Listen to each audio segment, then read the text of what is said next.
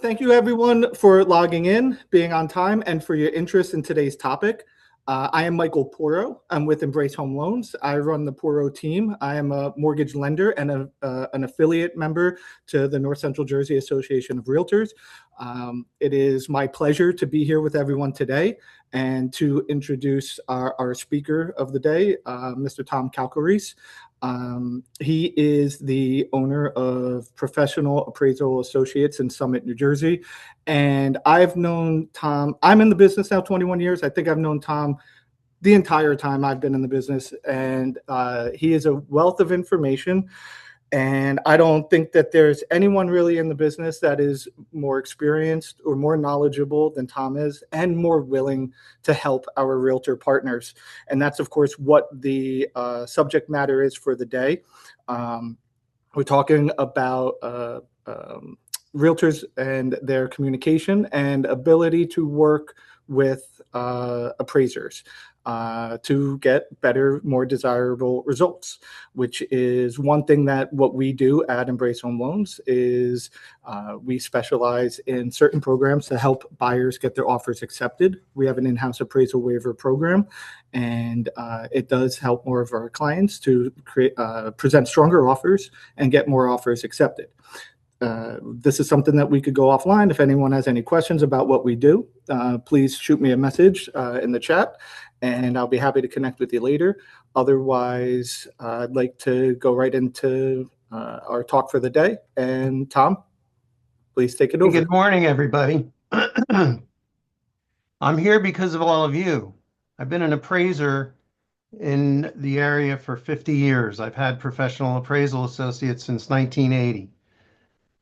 We are a very different appraisal company in the sense that all of my appraisers are employees and they specialize by area. So you're not dealing with somebody coming into the area that doesn't have multiple listing, doesn't have local knowledge, census tract maps, flood maps, everything we need to render an objective opinion of value. But this by no means is a sales call. This is more of a thank you to all my realtor friends that have gotten me through all these years. I started appraising 50 years ago, and at that time, the multiple listings did not recognize appraisers. So we could not get multiple listing unless we got a license. So I would run around to all the local offices and use their multiple listing until one day, one of the local realtors said to me, I'll sponsor you, get your license. And I said to him, I'm never going to use it, which I have not. Even when my daughters bought houses, I referred them out and I didn't get a commission because I felt that that was stepping over the line in my business. But know that in some of the states like Pennsylvania, they require you to get a license first before you can become an appraiser, which is a little bit of a disconnect. It's like a duality. And what I mean by that is our fiduciary responsibility is slightly different between a realtor and an appraiser. A realtor's fiduciary responsibility is to take the house to the next price point. An appraiser's fiduciary responsibility is to value the house as of the day of inspection. Now, that doesn't seem like it would be that different, but it can be in these rising markets where we have houses on average selling 110% above list price. There are so many dynamics occurring in the real estate industry today, and I walk into so many houses where the realtors seem to be a little timid. Well, you are our best asset in valuation. Who do you think we call to verify condition on sales? Who do you think we call and beg for under contract sales so that we're most timely? So for you to have a good relationship with an appraiser is a positive so that you know if you give him the under contract sale, he's not going to disseminate it beyond the bank that he's sending the report into, but it makes his report better and gives him the opportunity to make value. And what's happening in our state is that we have a situation right now where they're bringing a new form out to the appraisers, and a lot of the appraisers are saying, I'm just not going to do it. Well, the average age of an appraiser is 64 years old, close to retirement. A lot of the guys don't want to deal with this new form. And we don't know whether the new form is going to function in a state like ours, where the average home is 75 years old. Think about that for 1 minute. If our housing is average 75 years old, there's a number of improvements, upgrades, all kinds of changes, additions that could have been made to these houses that are not necessarily reported on property record cards. So if you get to a house and an appraiser doesn't put tape to a house, you have a problem. And these are the things that I want to bring up today. You have to have an expectation on meeting an appraiser. When the appraiser comes to the door and sets up the appointment with you, if he doesn't give you a business card and explain why he doesn't have one, you got a problem because he's probably working for 40 different management companies and he doesn't even know why he's at that door today. And that's not a good sign.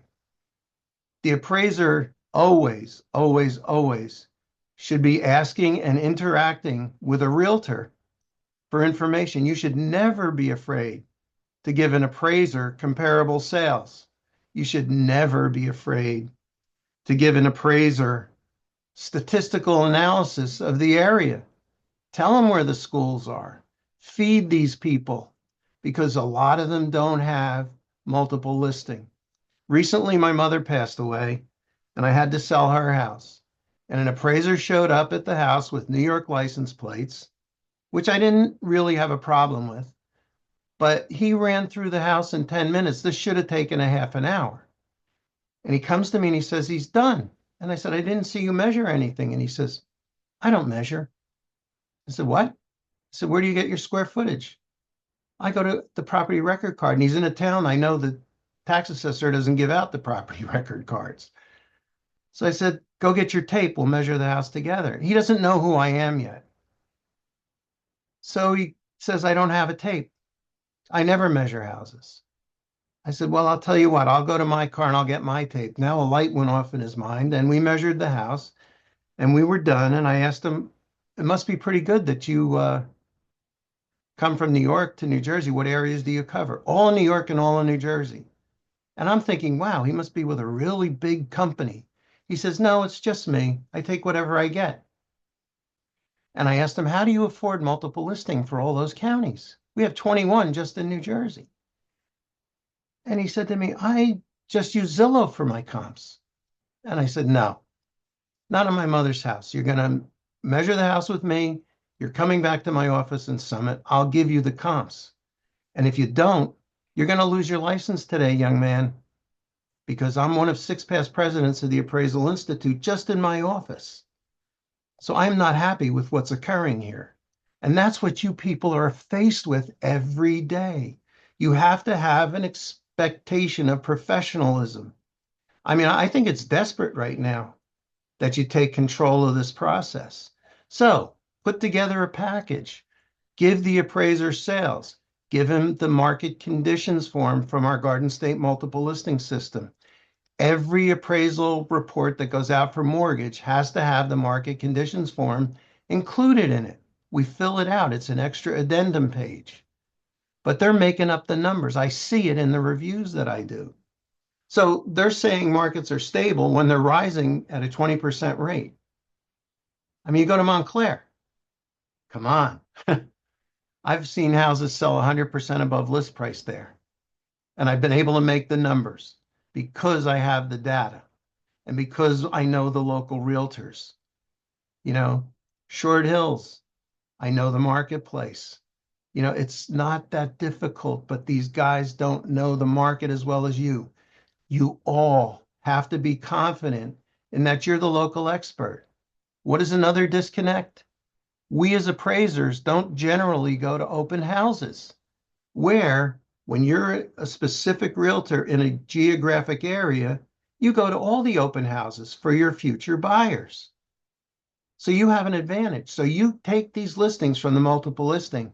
You may be able to write in that on that listing, new kitchen, furnace replaced 8 years ago. Give us all the information you can and hope that the appraiser isn't just going to write the report and say everything is average, because that's what I'm seeing. We have to start discussing things like condition. We have to start discussing things like updating, modernization. We have to start talking about functional utility. These things were always preeminent in the valuation of residential properties in New Jersey, but they've kind of dissipated because of the situation where everybody just wants it fast, quick, and let's just say average.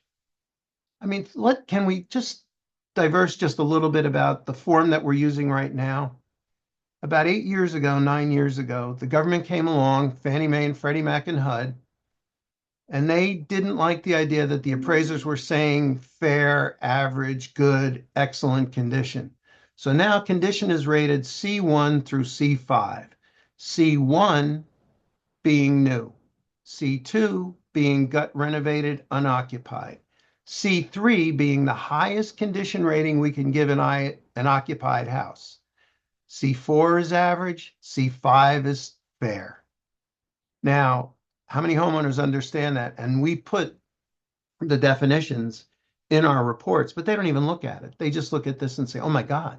And the same thing happens with quality. We have to do Q1 through Q5. Nobody understands that. It's confusing to the reader, where they want to be transparent to the buyers of these mortgages. We are not. It gets even more interesting now because within the last 3 years, they brought in something called ANSI regulations, ANSI. They got it from the Home Builders Association. And what it means to all of us is that when you have a buy level or a split level, and there's 6 to 10 inches of dirt against that family room in the back, that's now a basement. So all these people thinking that they're buying 2,200 square foot homes I'm reporting that it's only 1,500 square feet. The calls that we get are incredible, and the explanation. I mean, even though when we do the cost approach and even though when we do the grid, we add on as if it's above grade livable heated area in the cost, but we're putting it a line below.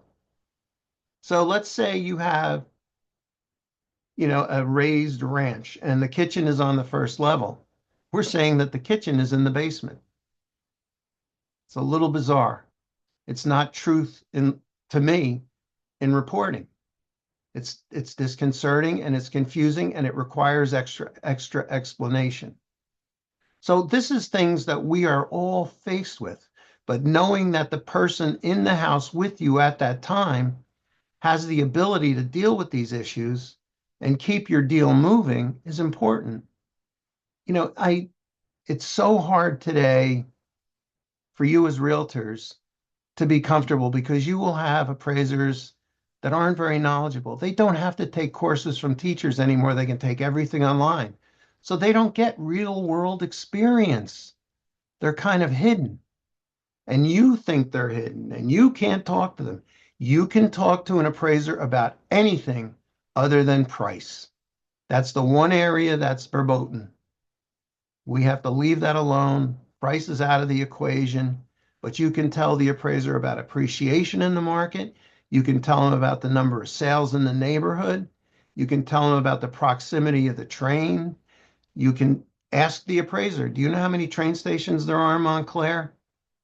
Why do you think people live there? Where do you think, it's consumer behavior. What motivates people to spend dollars?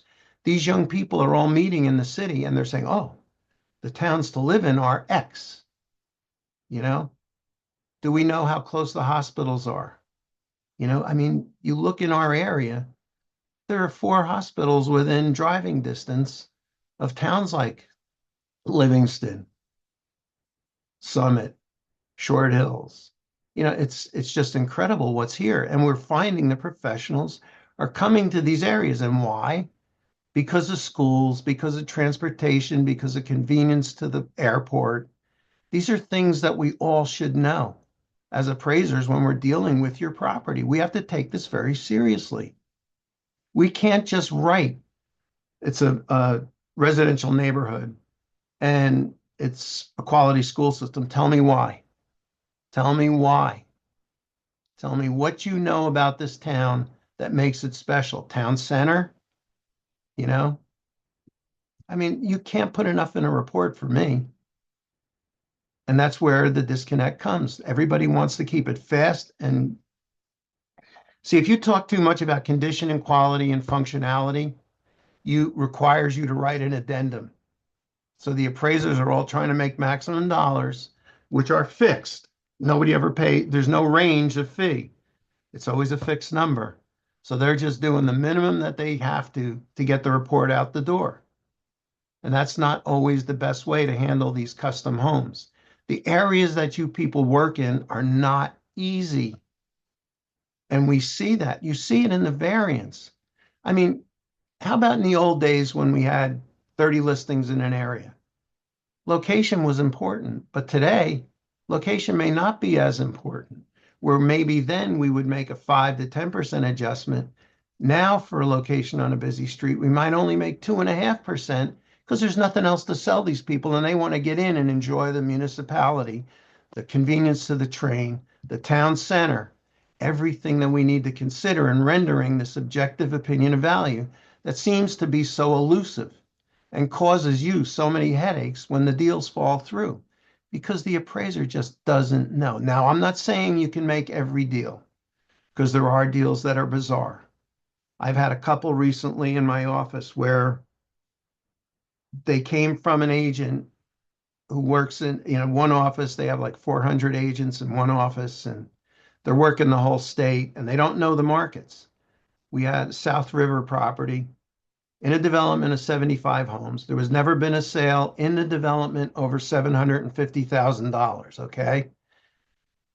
Appraisal comes across my desk in order, and I have an appraiser who lives in the area, and he calls me up and he says, Tommy, I can't make this $925,000 sale price no matter what I do.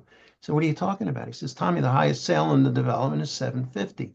And this one is bordered by a retention basin, and on the outside of the house, there's 6 rat traps on the outside of the house. The inside has no hardwood floors, which the ones that sold at 750 have.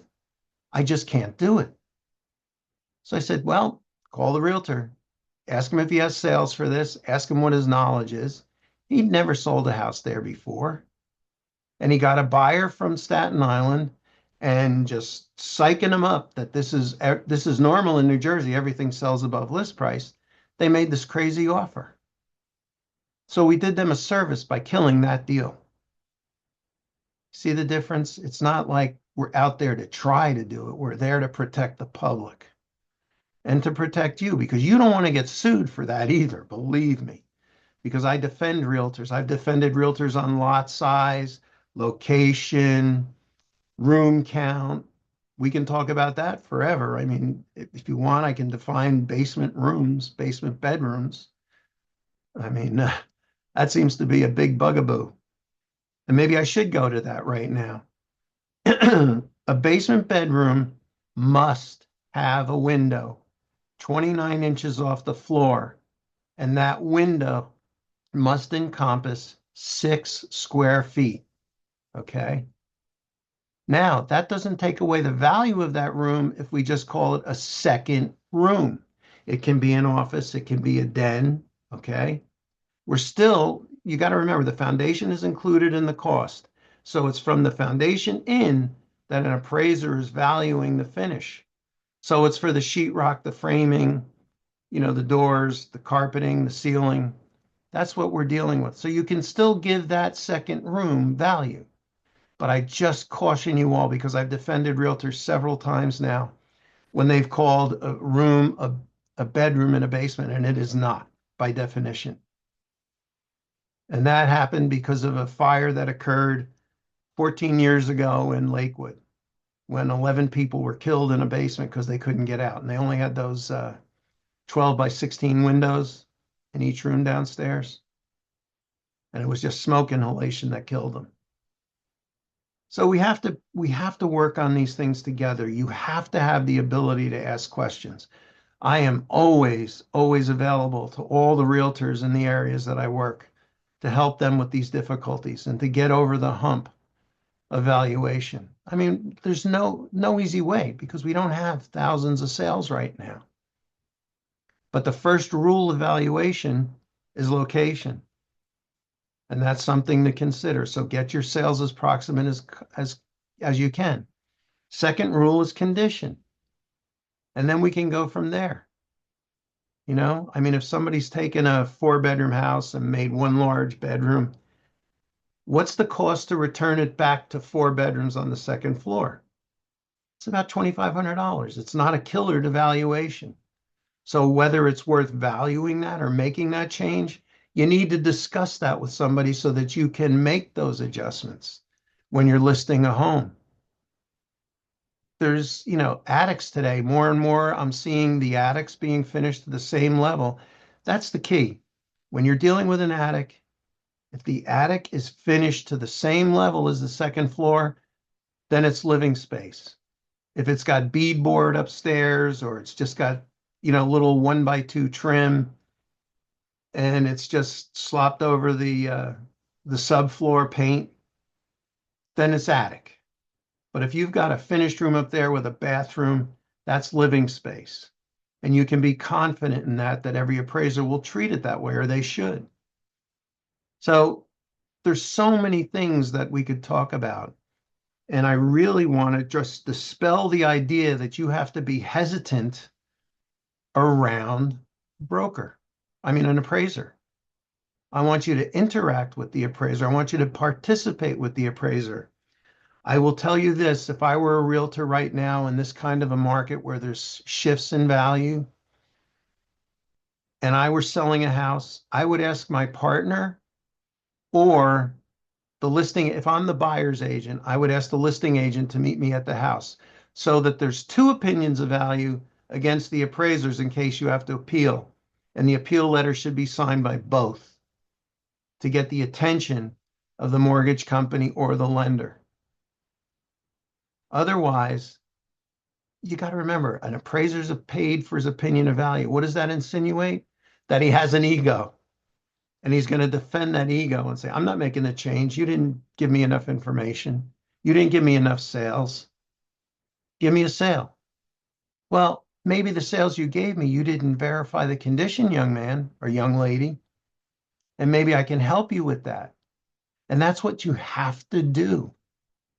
You can't let these sales go through and get killed if they're legitimate because you're hurting the whole market. Yeah, that's why I'm saying I've been in about 70 offices, real estate offices all around the state, talking just like this to everybody and saying, take charge. Take charge, because I've spoken at all the appraisal groups and they look at me like I'm out of my mind, but I know I'm right. I know that we have to work through this together. We have to strengthen what we do together to be successful in the future. The housing market is so diverse in our state. Think about it. You go to Pennsylvania, there are developments of 200 homes. I can do a multiple regression analysis. How wonderful is that?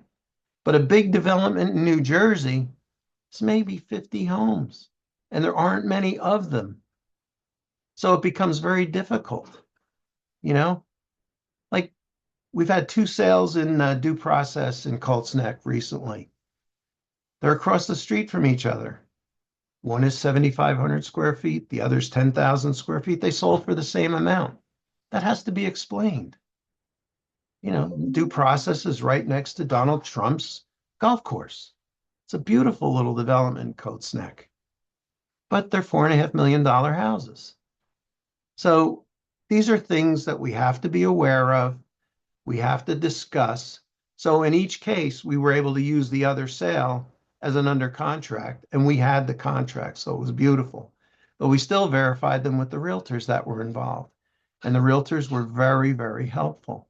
And that's the key. I mean, I don't have problems really in Milburn, Short Hills, any of Essex County is pretty good. And you can see it in the numbers. Look at Bloomfield coming back with a vengeance. Look at West Orange. I mean, I'm seeing numbers in West Orange again that are pretty impressive.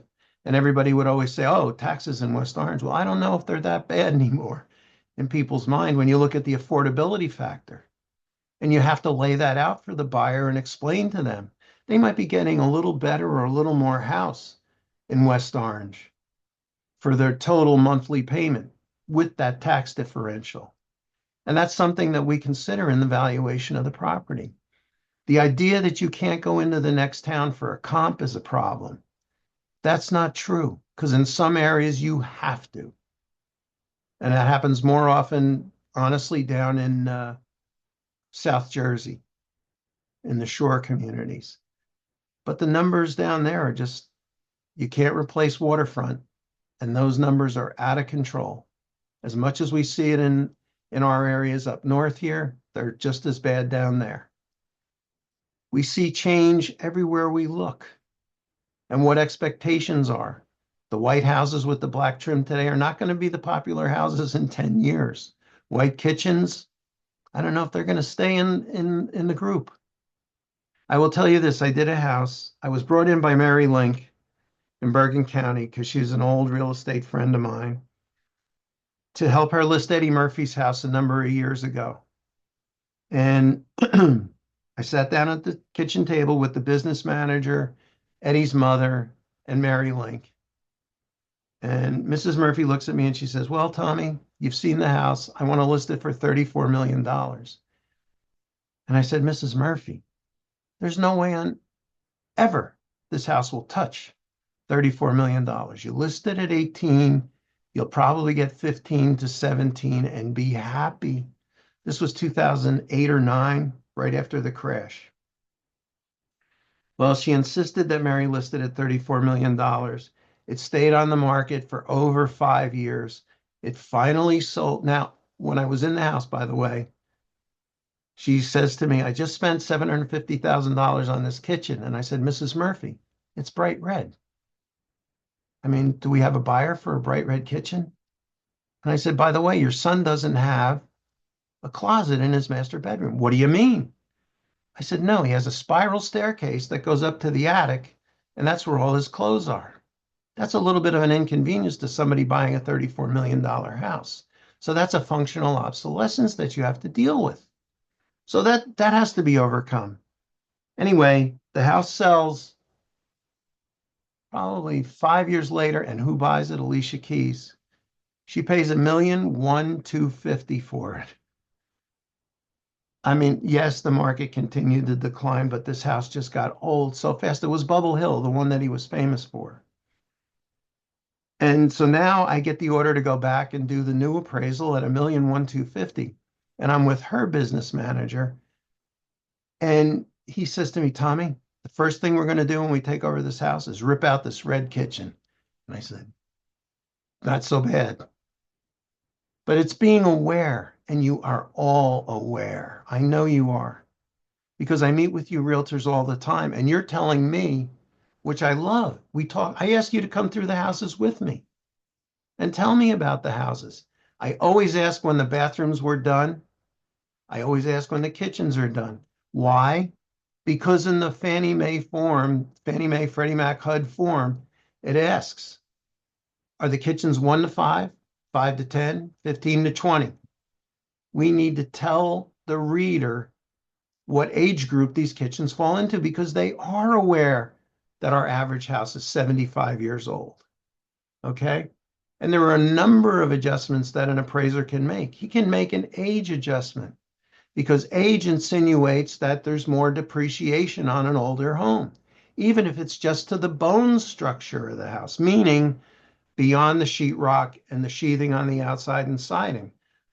What's underneath the framing? That's depreciating. We can't see it. We don't know. So you got a 100-year-old house. There's some depreciation there that has to be dealt with. I would be afraid of an appraiser who would say that depreciation on a 100-year-old house is 5 years. I don't care how much it's been renovated. I think you got to be somewhere around 15, 20 to be honest. And you have to be able to manipulate a cost approach. I'm running into appraisers that have no idea what the Marshall Swift cost manual is about. So they're putting numbers on basement finish, square footage that you can't even replicate if you're using a cost service. These are all issues that I want you to be aware of and to be involved with the appraiser and educate the appraiser to community, to house, to quality. You don't think, when I started appraising, I was right out of a fraternity at the University of Dayton. And if a house was clean, I was in great shape. But one day I did a relocation appraisal for a woman at Merrill Lynch relocation named Joan Sands. And I did this little bi-level, and yeah, the whole thing was green. Inside, outside, carpet, everything was green. The appliances were green. The toilets were green. And I wrote this appraisal, and Joan called me up and she said, Tommy, did you really look at this house? I said, yeah, you got all my pictures. And she said, Tommy, this house is somewhere between puke green and pea yellow, excuse my words. She said, this house, you got to take, it's nowhere near going to sell for this because of this color. And she said to me, Tommy, take a course in decoration, which I did. And I think it's made me a better appraiser and what my expectations are today. I get into some of these big houses, and I was on a panel with an architect and a decorator, and we were talking about a 12,000 square foot house. And the architect said, asked the decorator, how are you going to decorate this 600 square foot great room? And she said, that's the problem today. These rooms are becoming so big, we don't know what to put in them. You know, do we have a card table on one side? Do we have a sitting area on another side? And I mean, enough, you know? In my career, I've seen so many situations that are so hard to deal with. I dealt with a house several years ago in Short Hills, and this young couple bought a $3.2 million house that was absolutely spectacular. Well, don't you know, the wife goes through the house with a decorator and an architect, and they decide that she can't live with this house. So after I do the appraisal for $3.2 million, I get another order from the same lender, and now they're going to they're going to take that house down and they're going to build a new house, same square footage, and they're going to spend $6.5 million on this house. And I said, do you realize that's $10 million? So I called the bank and I said, there's no way I'm ever going to get to this number. What do you want me to do? Write it. We trust you. So can I call the homeowner and just talk to him briefly? I said, sure, go ahead. So I called the homeowner and I said, listen, you spent 3.2, you're spending 6.6, you're very close to $10 million. I mean, I'm never going to get this appraisal over $5.5 million. You know what he said to me? I don't care. This is what she wants. So it blew my mind. And that's what we're up against today. The money that's out there that says, I don't care. So how do you value for that? So maybe he was just going for $1 million or a $2 million mortgage, but he still to this day, he's not going to get his money out of that house. And I knew who the builder was, and I called him up and I said, what are you doing? He said, Tommy, you can't imagine what they're asking for in this house in the way of metalwork. And I said, okay, but price per square foot, it's beyond my comprehension of any house in the town. So these are issues that we see every day, and we have to strive to better our professions. And that's what I'm hoping to do, is try and help, offer help, ask for help. I mean, we interact. I could not be here all these years without good realtors coaching me through the demands and needs, because you're with the buyer. You know what they want more so than me. Yes, expectations change over time. We can agree to that. I mean, expectations are not fixed. But like I said, locations on through streets are not as negative as they once were, because people want to get into these towns. And where are we going to build the new ones? We keep increasing our zoning requirements, right? So how are we going to build new developments? And think about this. Look at all the luxury apartments that are being built around us. The one bedrooms are renting for at least $3,400 a month. And it's all people 25 to 35 years old who have not yet joined together in some kind of a family situation. When they do get together, their incomes are high because they're older, they've been experienced, they're in corporate America.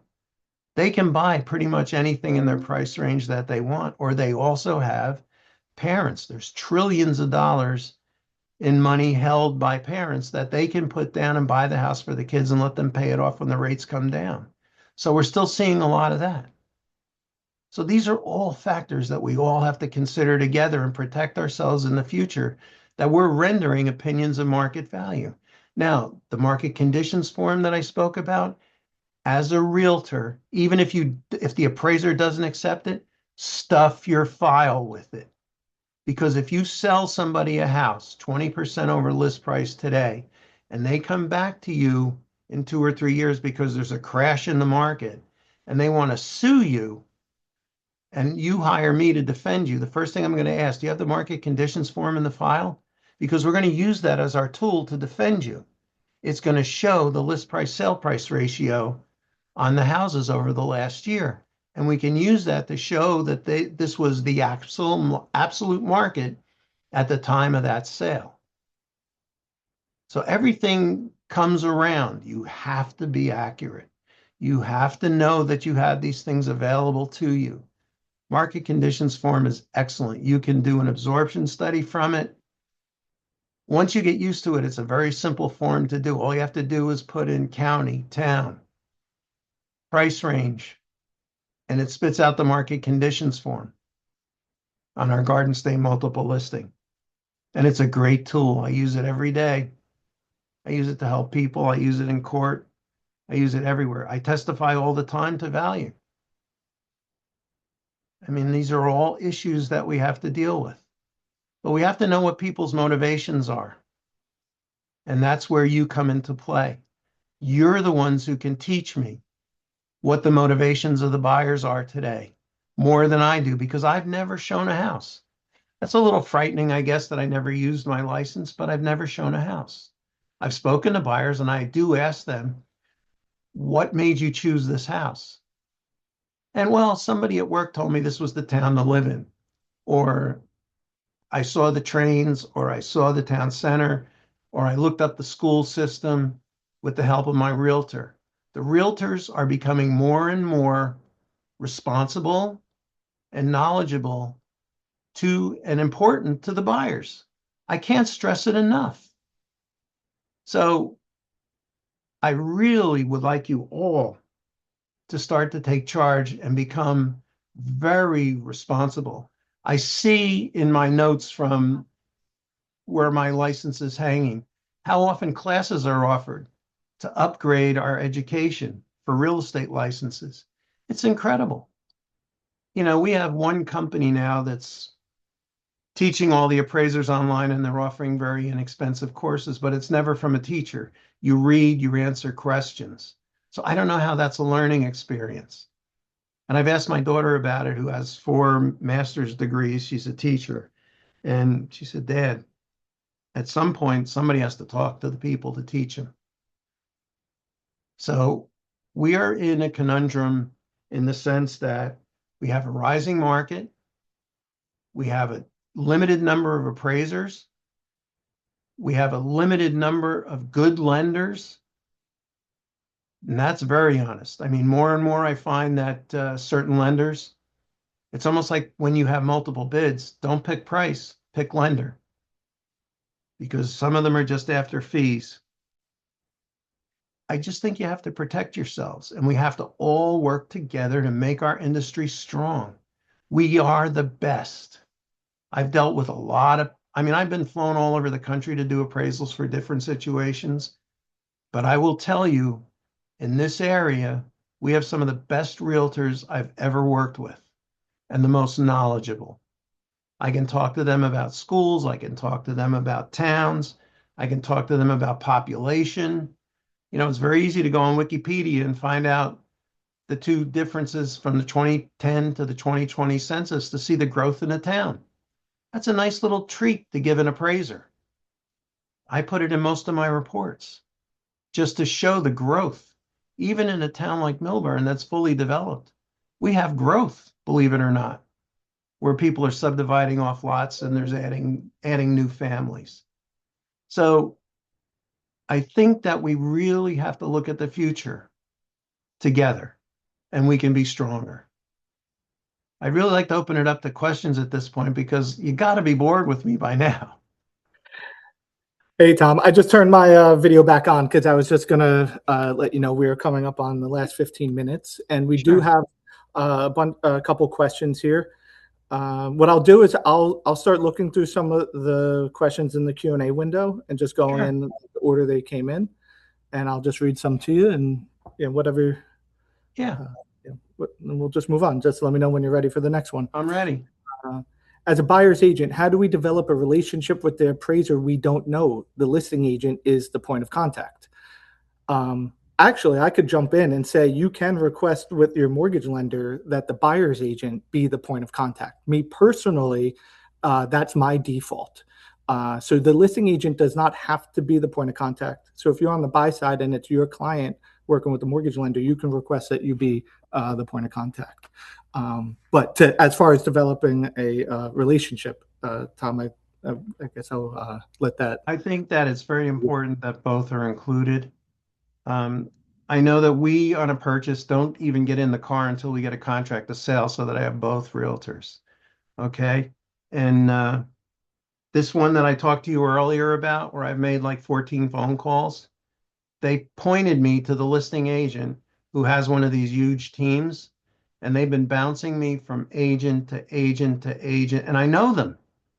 I said, guys, I got to get into this house. This bank has me on a short leash, you know? So finally, I called the buyer's agent and they're setting it up for me. So we don't stop. There's no reason we can't talk to both. But again, your relationship starts when you meet the appraiser at the door and have an expectation of professionalism. That's what I really am after. I really want you to have appraisers that aren't going to ask you to sit in the living room and let me do my job. You should be able to tell, because I'm telling you, we need to know the ages of the kitchens and the baths. And I see on the reports, unknown, unknown, unknown. And I'm like, really? I'm looking at the pictures and I know these, and it says 2025 renovation of the house on the listing. But I don't think the appraiser had the listing. Nobody gave it to him. He doesn't have access to it. So he just puts down unknown. That's what I mean about average, average, average. It's killing this business. We can't do it anymore. Tom, I found another question here. I like this one. When I analyze a sale for a buyer client using comparable sold properties, I always make an adjustment for the time elapsed between the under contract date and today. Why do I never see this type of adjustment on professional appraisals? In towns like Montclair, where homes are appreciating rapidly, frequently at more than 0.5% per month, this can be a significant dollar amount. So yeah, they're questioning why we're not seeing time adjustments for value on reports. I think that's a fantastic question. It is a fantastic question. And that's exactly what we just talked about with the last question. The appraisers don't have the access to present that data. You know, it's so easy to put together and people just don't do it because it's another thing that requires explanation. Now, there are lenders out there that require you to do a statistical analysis, which is wonderful. So you can't hide from it, where you can put in the average sale price over the last 12 months, how it's changed. You can put in the average list price over the last 12 months and have it changed. You know where we get that? That's statistical analysis from the multiple listing, Garden State multiple listing again. So all you go is over to statistics, you do the time frame, and you're there. I think another question here just ties into that. Where do we find the market conditions report? Market conditions form is right on our multiple listing. Let me get it up. It's very easy. I'm just logging in. I'll tell you exactly where it is. Tom, while you look for that, I'll just read the next question so Sure. we could try to get through a bunch of these. Yeah. Um, how do you approach an appraiser with an ego that his or her opinion cannot be wrong? That's why you need a witness. Be honest with you. I Okay. mean, I really, it shows their inadequacy. because we can never, what is an appraiser? He's a gatherer of information. If you offer information and he refuses it, I have a problem with that appraiser. You follow me? You can't be the appraiser who says you'll get it when you get it. Or you can't be the appraiser who says, I know this. Nobody knows the whole market. I don't after all these years. I mean, we ha I rely on all the realtors to help me and give me under contract information. You follow me? It's not that we are not alone out there. We are part and parcel together.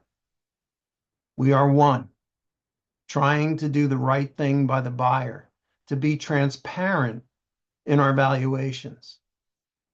So if you have an appraiser like that, you have to watch and know that you have a problem. And he probably hasn't given you a business card, and he probably hasn't accepted your comps, which is frightening to me. Um, let's see another question here, Tom. How are exclusive listings changing the appraiser's job? Listings that don't appear on MLS, for example. It's making it extremely difficult, and most of the realtors I have decent enough relationships with that they'll at least tell me what the list price is. But more and more, I'm running into realtors who are telling me, even me, I can't give you the under contract sale because the seller made me sign an agreement not to share the sale price with anyone until closing. I'm like, really? I'm only going to help you. And your competitors give me their under contract prices for your sales. So I think there that's we have a disconnect. That's the and that, one area. But I think it's because of the limited supply that everybody's trying to protect themselves. I can't fault them. They have to make an income. But it's hurtful when you know the appraiser isn't going to use it against them or share it with anybody else. Okay, I'm looking at some other ones here. What's this one? Oftentimes, sellers decline a pre-sale appraisal when we feel their requested list price is unrealistic. Can you comment on that? When their requested list price, So that it looks like that if a client is requesting an unrealistic list price and the realtor suggests doing a pre-sale appraisal, any I guess suggestions on how to convince the client to do a pre-sale appraisal, especially if it's going to help you bring the list price into a more realistic, I guess, yeah, I range. understand what you're saying. I honestly believe, and I'm called regularly to do pre-sale appraisals, and 9 times out of 10, we end up turning them down and saying, you don't need me. Who's your realtor? The realtor can do a broker's price opinion or a market conditions analysis. I mean, there's so many things available to the realtors today that they can do that would be more than adequate for that situation, and they save the cost of the appraisal. There has to be some trust. I mean, if you trust that realtor to handle your $1 million sale, you've got to be able to trust that he's going to come in with some comparable sales for you to look at and know them because he's gone to the open houses. Why pay an appraiser for that time? I wouldn't personally, unless it became such an odd house, a historic house, or something that really needs that extra step of valuation to come to an accurate analysis. Because as we know, with historic homes, there are 5 levels. There's local registry, county registry, state registry, federal registry, and historic registry. And as you go up the list, the restrictions on that house become more and more intrusive. Once you get the federal, you can't change a window. If you need that bullseye glass, you got to have the bullseye glass. It's just very restrictive.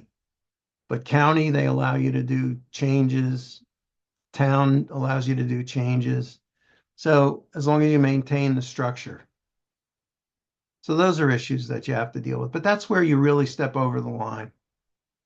So anyway, with this market conditions form that we just spoke Oh, good. about, Yeah, we're going to circle back. You have that location and yeah, all that.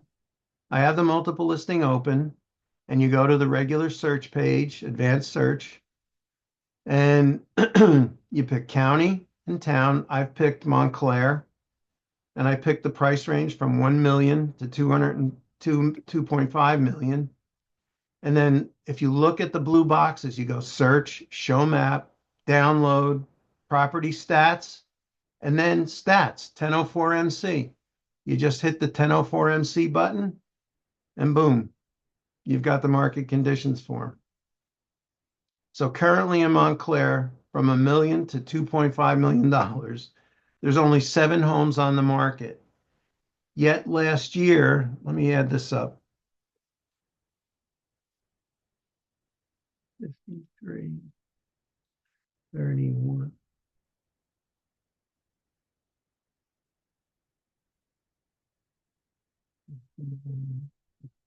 There were 135 sales in that price range in Montclair last year. So the dramatic undersupply is incredible. This form also shows us that this time last year, houses sold at 119% above list price. In the third quarter, they sold 123% on average above list price. And currently in Montclair, they're selling 127% above list price. So 27% above. And that's an average. You can see the prices went from 1.7 million to 1.8 million today on average. So it's right there for everybody. If we go back, what's really cool, so we go to analysis, right? You go to that same page, the same, all you have to do now is put in the county and the town, and you go to area statistics, and you go down to by date. Okay, and now we pick the town again because it doesn't follow through in Montclair. And we can do 6 months or 12 months. I'll do 12 months because I think it's more telling. And it prints out this beautiful grid. But below it shows the average sale price. In the beginning of the August 2025, the average sale price in Montclair was $1,264,000. This August, the average sale price is $1,612,000. The difference is $400,000 on average. 33%. Yeah. Yep. So everything is available, and these are things that you can use to protect yourself, to help the appraiser understand our market better, and take away all those fears. Even if he doesn't talk to you, and even if he doesn't ask you to go through the house, just ask him to take the information and look at it. It's not like I'm trying to direct you. Tom, I think a few people just looking at the chat might not know exactly where you went there. I'm going, no, I don't, no, we can't share our screen. Okay, never mind. I was going to try to share and show it. Well, everybody tends to go to the quick search, right? So I go up to a search on the Garden State multiple listing. I go to advanced search. Yep, I'm following along with you right now. Go to residential, right? Done. Put in the under contract sold, county, Essex, town, Montclair, list price, 1,250,000. And then I just hit the 5th box over, stats, 1004 MC.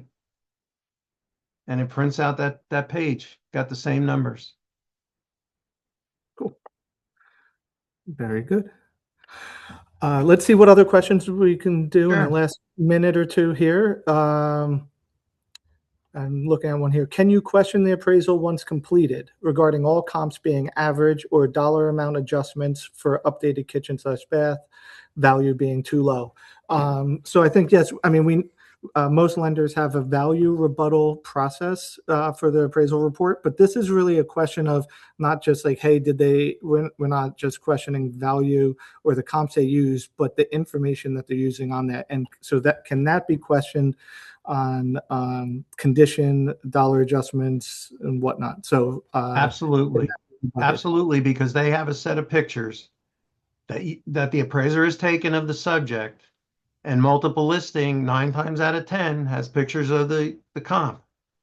I would send the pictures from the comps for the kitchens and baths and the condition of the home over to the bank to show them the difference in the condition that you see.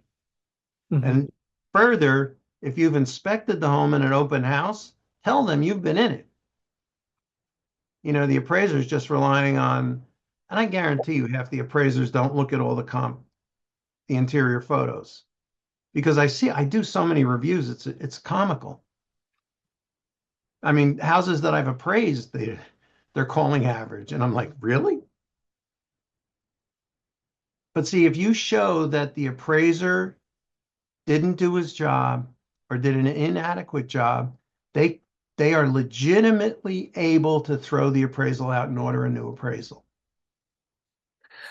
And Tom, that actually reminds me of something else I remember you talking about when I heard one of your presentations years ago. And I'm not looking at the exact question right now, but it was like, how do you know when you have a good appraiser? How do you vet an appraiser? And I remember you saying when you meet the appraiser at the home, if you're not satisfied with that appraiser, if you have had prior negative experiences with them, or if you're not comfortable with where they're coming from, or if that they're out of market or not having a local knowledge of that market, that you can deny them entry and ask the lender to send out a different appraiser. Uh, do I remember that correctly? Yeah, I think at that time that was a viable alternative. I don't know whether today we can still do that, but I think Okay. you can start to build your case earlier that, I mean, like I said, the guy that did my mom's house, he didn't know I was an appraiser. So he was out of his mind to tell me he uses Zillow for his comps. I mean, I could have had him thrown out. I could have had his license. I said, don't do this in my state again.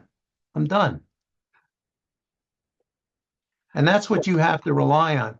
Believe me, my doing these seminars in realtors' offices and everything, it's more of a thank you for all the help I've been given for the last 50 years from all my real estate community friends.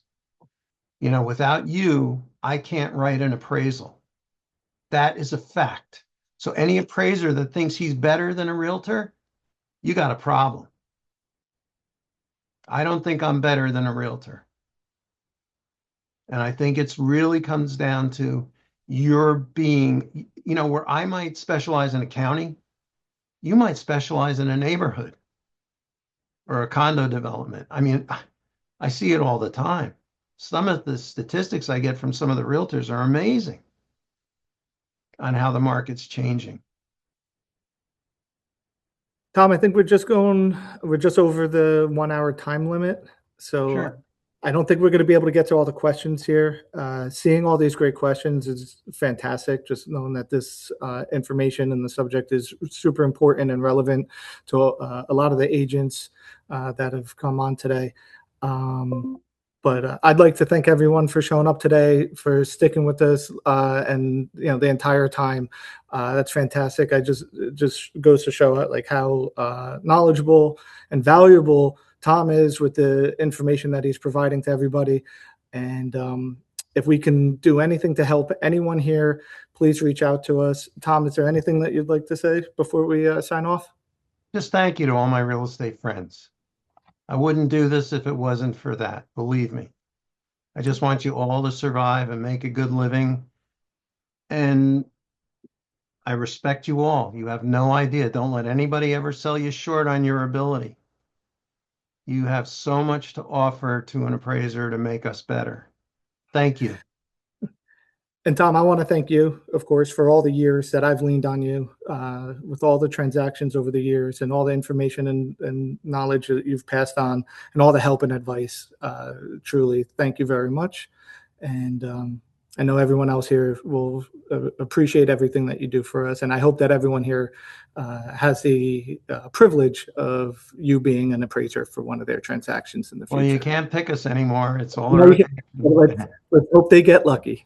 all right, But thank you, everybody. Tom. And everybody, thank you so much. I hope everyone enjoys the rest of the day. there's anything we could ever do for you, please let us know. Have a good one. Thanks. Bye-bye. Bye.